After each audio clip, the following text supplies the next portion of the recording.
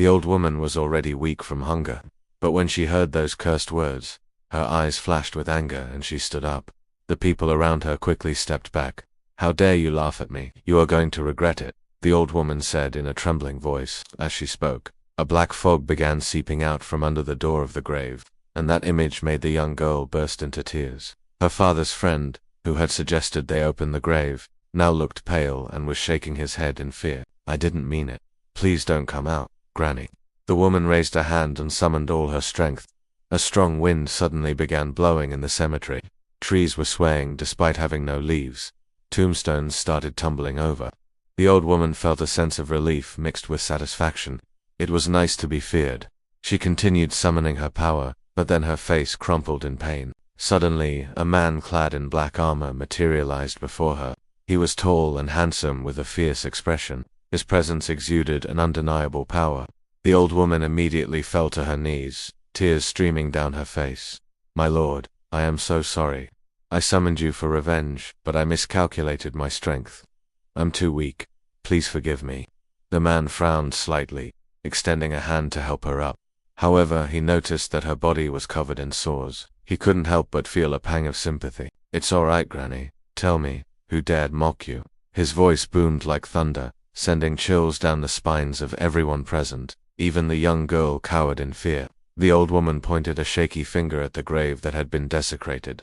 "It was him, my lord. He said I was just an old woman who deserved to be laughed at. He even said that my daughter and son-in-law wouldn't miss me if I died. He wanted to dig up my grave to make fun of me." As she spoke, images flashed through the man's mind, showing him the old woman's miserable life and the disrespect she had endured, especially from her own family.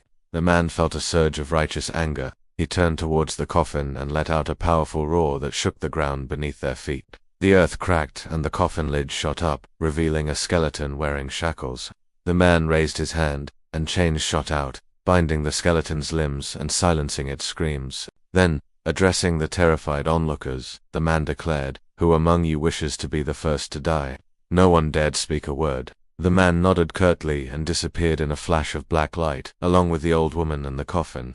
They vanished without a trace, leaving the girl and the rest of the villagers behind. The girl looked around in confusion, realizing that her granny and the coffin had disappeared. She began crying out for her grandmother, but no one paid any attention to her. They were all too afraid. Meanwhile, the old woman and the mysterious man had arrived at a grand palace made of black marble. Inside, there was a vast library filled with ancient books. "Here, Granny, take this book. It will help you regain your strength," the man said kindly, handing her a leather-bound volume.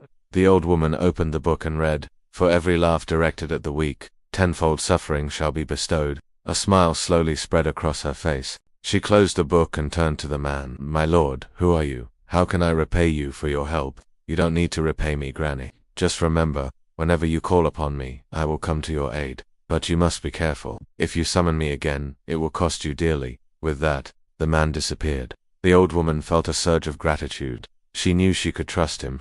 The next day, news spread throughout the village about what had happened to the old woman's grave and the disrespectful boy who had mocked her. No one dared approach her house, fearing the curse she might call upon them. However, the girl felt uneasy. She hadn't seen her granny the night before and worried that something terrible had happened.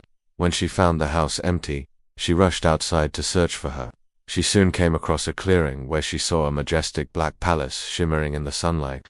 Intrigued, she walked closer, unaware of the danger that awaited her. As she approached, 2 guards clad in dark armor blocked her path. "Stop right there. Who are you and what brings you here?" The girl hesitated, then replied, "I'm looking for my granny. She went missing last night, and I believe she might be here." The guards exchanged glances. "Very well, we'll take you to her, but you won't be coming back alive." The girl's heart skipped a beat, but she stood her ground.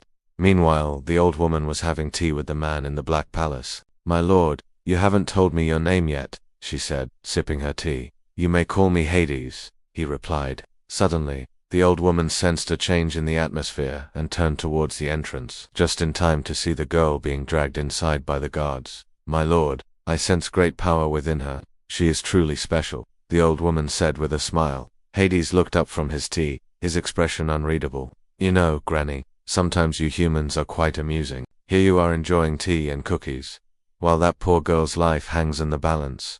Show some compassion." But the old woman merely chuckled. Don't worry, my lord.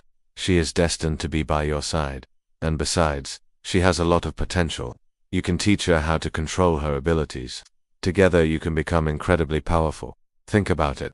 Hades remained silent, deep in thought. The old woman continued, My lord, it's not often you meet someone who possesses such power at a young age. If you train her, you'll have an apprentice who can surpass even the gods.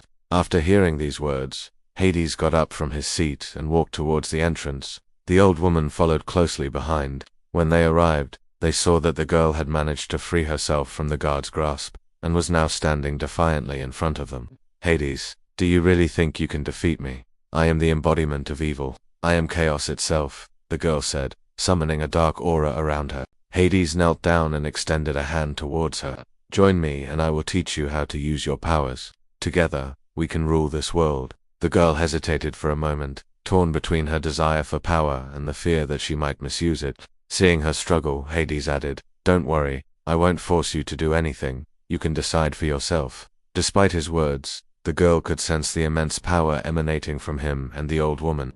It was a power she couldn't resist. With trembling hands, she took Hades's offered hand and felt a jolt of energy surge through her body. I accept your offer. Teach me everything you know. A satisfied smile spread across Hades' face. He had gained a powerful ally. From that day on, the girl received training from both Hades and the old woman. They taught her how to harness her dark powers and use them for good or evil. As she grew older, her abilities grew exponentially. Soon, she became a formidable force, feared and respected by all. One day, she stood beside Hades overlooking a vast kingdom.